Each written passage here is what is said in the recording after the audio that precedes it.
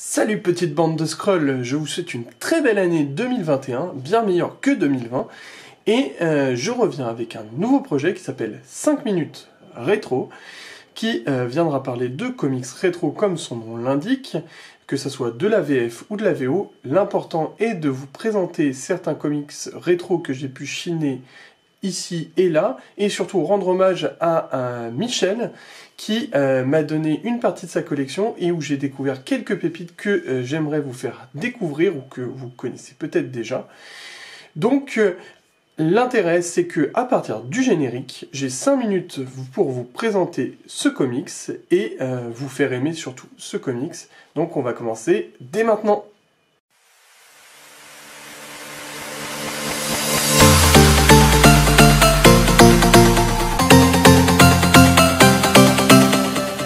Donc les 5 minutes sont lancées, et pour ce premier numéro, on va parler de Spawn, mais la version en semic, donc c'est une version en VF qui regroupe les 2 premiers numéros originaux de Spawn, écrit et dessiné par Todd McFarlane. Donc Todd McFarlane, pour ceux qui ne le connaissent pas, pour les plus jeunes d'entre vous par exemple, c'est le très grand monsieur qui est passé au dessin à la fin des années 80 sur Spider-Man, et qui a créé Venom par exemple, donc rien que ça. Et là, finalement, c'est son projet perso chez Image Comics qui va lancer en 1992, où il va décrire la vie d'un anti-héros Spawn, ou Question, qui est Albert Francis Simons, qu'on saura par la suite, et qui est un anti-héros qui va passer finalement, qui va mourir, qui va passer un pacte avec le diable pour revenir à la vie, mais tout ne va pas se passer comme prévu, comme pour tous les anti-héros. Et l'intérêt donc de ce numéro 1 est de savoir comment il est devenu Spawn, qu'est-ce qui se passe, comment il va réussir à retrouver la mémoire, parce que là il revient à lui, il ne sait pas qui il est. Par contre, on a des très belles vues, donc je vais vous montrer de très beaux dessins, parce que Todd McFarlane fait, moi je trouve, des très beaux dessins. Donc c'est assez proche finalement de Spider-Man dans le dessin. Par exemple, cette splash page là est magnifique. Donc il arrive dans cette ville sans savoir qui il est, il a des bribes de mémoire qui reviennent après des combats, mais il ne sait toujours pas qui il est. C'est un peu un running gag pour moi dans le scénario. C'est un peu le truc que je trouve un peu lassant sur ce premier numéro. Pour autant, il faut toujours commencer par quelque part, et ce premier numéro d'introduction, donc le numéro 1 dans le semic, est intéressant puisque Spawn se présente. Et puis, comme je vous l'ai dit, il y a de très belles pages, il y a 2-3 combats qui sont intéressants, et on voit tout de suite que Spawn va rechercher quelque chose, et ce quelque chose, c'est plutôt quelqu'un, c'est son amour, sa dulcinée qu'il a perdue, qu'il veut retrouver, et il va tout faire pour y arriver, et c'est notamment pour ça qu'il a passé un pacte pour renaître. Donc, en parallèle, on va avoir des chaînes d'infos, qui vont, alors je vais vous retrouver une page, ça va vous parler un peu plus, qui moi je trouve n'apporte rien, mais bon, ça c'est mon détail perso. Ça c'est le seul point négatif que je donnerais ici, avec le fait que c'est voilà, une introduction, donc c'est toujours dur de rentrer dans l'histoire, c'est que ça ne sert pas à grand chose. Pour autant, ce qui va être intéressant, c'est le numéro 2. Parce que le numéro 2, donc là on a fait connaissance avec le personnage, on va vouloir savoir ce qui se passe ensuite, et il y a un personnage crucial pour la suite qui va apparaître, c'est Violator. Alors Violator, je vous le retrouve.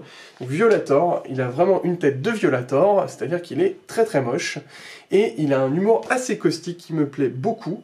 Donc c'est ça aussi Spawn, hein. Spawn, c'est vraiment quelque chose d'assez décalé, totalement différent de ce qu'on peut présenter chez DC Comics, chez Marvel, de manière générale. Quelque chose d'assez décalé, même dans l'humour, dans la froideur des dessins. C'est assez sombre, limite un univers un peu punk.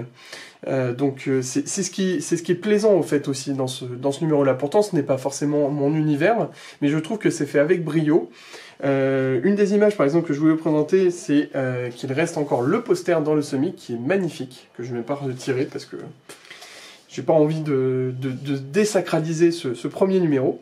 Et donc, désolé, je me suis un peu perdu, mais si on revient au numéro 2, donc le Violator arrive avec sa malice, et ce qui est intéressant, c'est de voir cette première apparition et ce première rencontre avec un spawn totalement perdu, qui annonce le meilleur pour la suite.